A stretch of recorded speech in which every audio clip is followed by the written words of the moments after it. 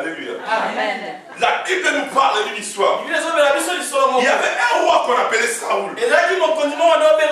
Saoul qui était un roi choisi par les hommes, mais confirmé par Dieu.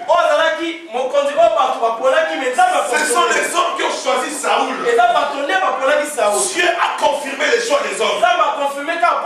C'est ce que moi j'appelle la volonté permissive. Parce que tant que nous vivons ici, nous avons deux types de volontés.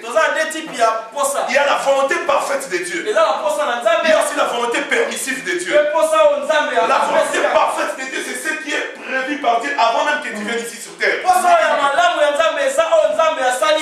que Dieu a planifié pour ta vie avant même que tu viennes occuper cette planète terre. C'est-à-dire que tu es en train d'agir selon la pensée de Dieu et non selon ta pensée. C'est que tu es dans la volonté parfaite de Dieu. Il y a un problème bien aimé. Quand on est dans la volonté parfaite de Dieu,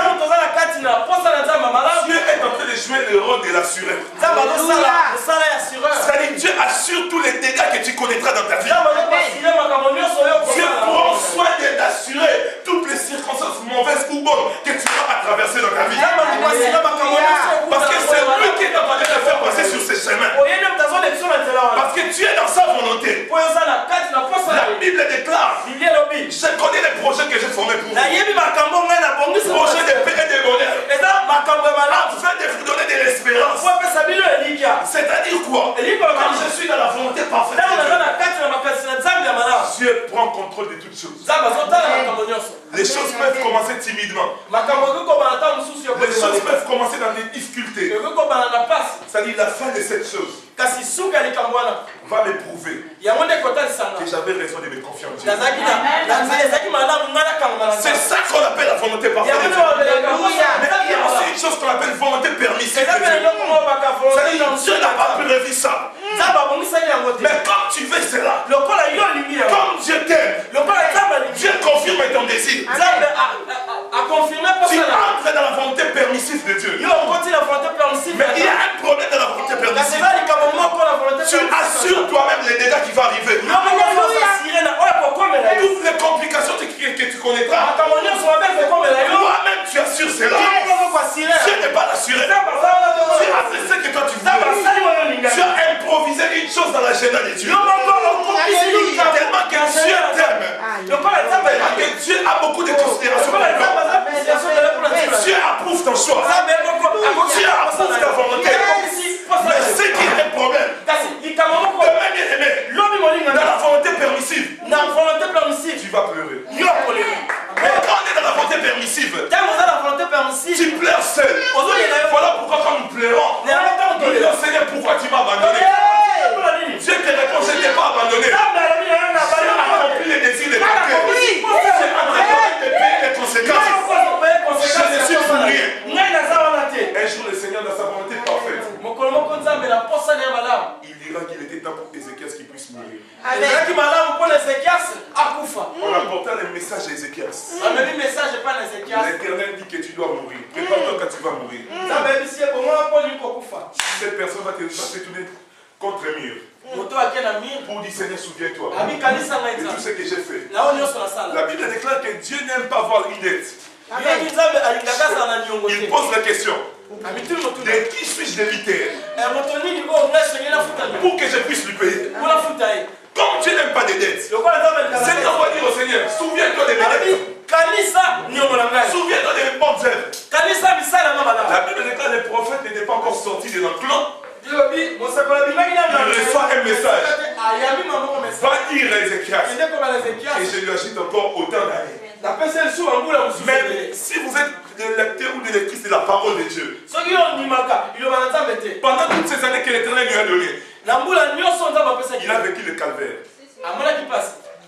Il a vécu le calvaire dans sa famille, dans son royaume. Il a compris. Il était mieux pour lui d'aller quand le Seigneur avait décidé qu'il aille.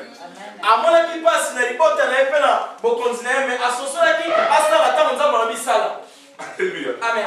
Voilà, alléluia. Amen. Et Saoul, lui qui était un homme, un roi, choisi par des hommes, mais confirmé par Dieu.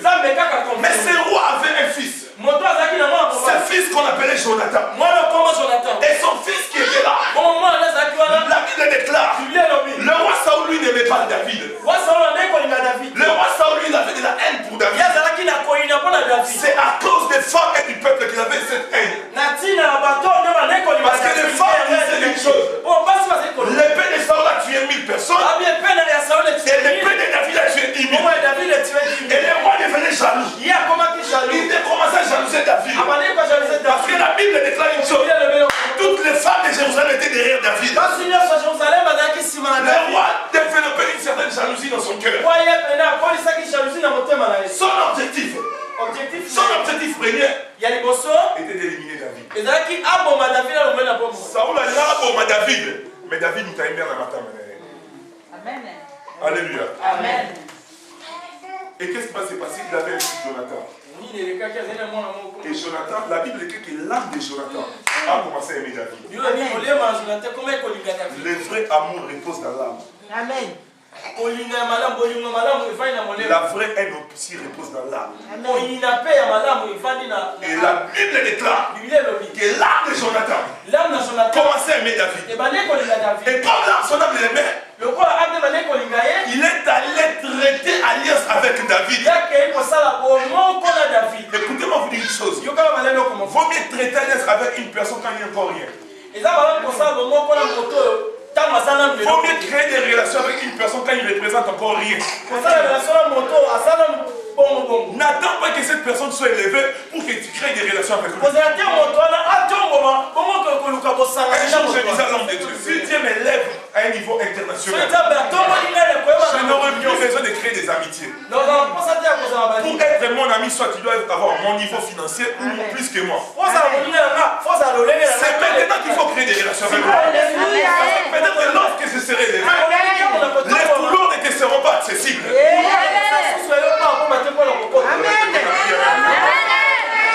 N'attends pas que je sois au trône pour que tu crées une relation avec moi. N'attends pas que je sois béni pour que tu crées une relation avec moi. Mais quand je suis dans la difficulté, quand je suis recherché par Saül, c'est alors que tu dois traiter avec moi. Alléluia. Jonathan avait compris une chose.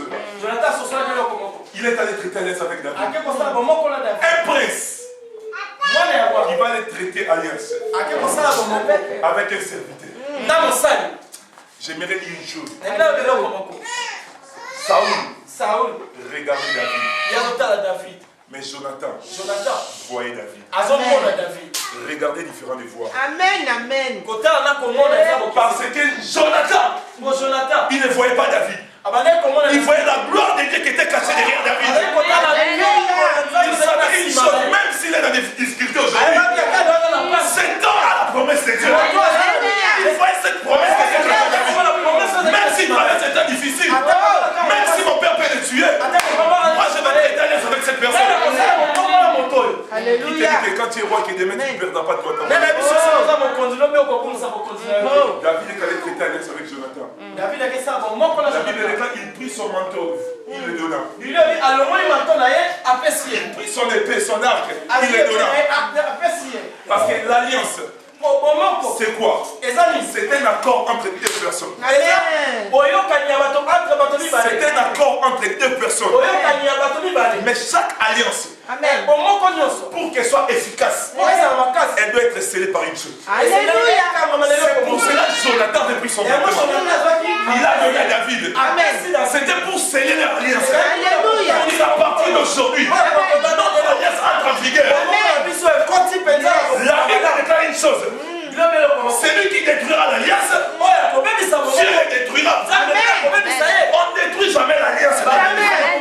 Voilà même dans le monde mystique. Quand tu veux détruire l'alliance avec Satan, soit tu deviens fou, soit tu meurs. Parce qu'on ne détruit jamais l'alliance. On ne trahit jamais l'alliance.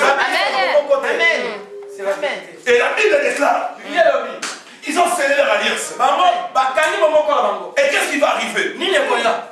Jonathan mourit, son père aussi mourit. Et qu'est-ce qui va se passer?